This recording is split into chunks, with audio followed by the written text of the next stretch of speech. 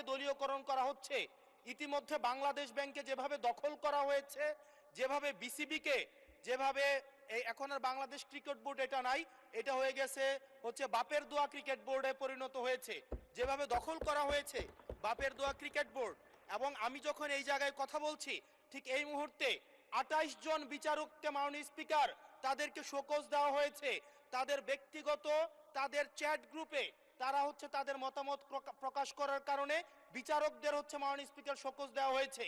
এই বাস্তবতায় আমরা এই গণ অভ্যুত্থান পরবর্তী সময়ে যদি জাতীয় মানবাধিকার কমিশনকে একটা মন্ত্রণালয়ের অধীনে রাখি, স্বরাষ্ট্র মন্ত্রণালয়ের অধীনে রাখি, তাদের মাধ্যমে আমরা নিরপেক্ষ কোনো ধরনের অনুসন্ধান আমরা কতটা পাবো সেটা নিয়ে কিন্তু আমরা সন্দিহান।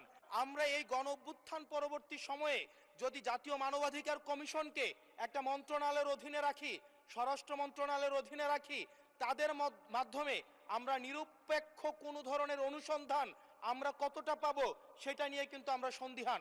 সেই জায়গা থেকে এই বিলটিকে যদি আমরা বাস্তবায়ন করতে চাই, এটাকে যদি আমরা ফাংশনাল করতে চাই, শুধুমাত্র অর্নামেন্টাল না, যদি আমরা ফাংশনাল করতে চাই, তাহলে জাতীয় মানবাধিকার কমিশনকে অবশ্যই সেটাকে অটোনমাস করতে হবে। যেভাবে বর্তমানে প্রতিষ্ঠানগুলো নগ্নভাবে দলীয়করণ করা হচ্ছে, সেজন্য জাতীয় মানবাধিকার কমিশন যে দলীয়করণ করা হবে না, আবার বাপের দোয়া একটা মানবাধিকার কমিশন বা বিরোধী দল দমন কমিশন করা হবে না, এটার প্রতি কিন্তু আমাদের আস্থা নাই।